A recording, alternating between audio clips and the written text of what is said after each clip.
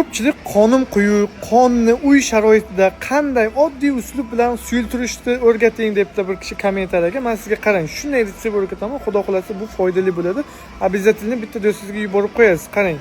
Mana bu qizil barbaris, bunisi gvazika, bunisi kardamon, bunisi qora barbaris. 2 chang loshka qizil barbarisdan olasiz.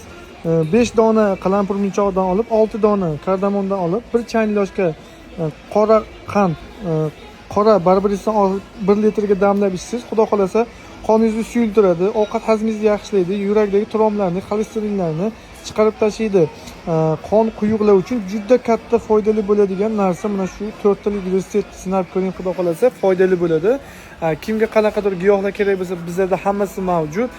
Manzilimizga keladigan bo'lsak, Samarqand Siyob dehqon bozori. Kimga qanaqadir giyohlar kerak bo'lsa, bemalol Telegramga yozsangiz, xudo xolasa batafsil ma'lumot berib sizga javob yozamiz. Ko'pchilik telefon qiladi. Endi biz zaynat bo'lib qolgan vaqtlarga ulgura olmaymiz. O'sha uchun Telegramga yozsangiz yaxshiroq.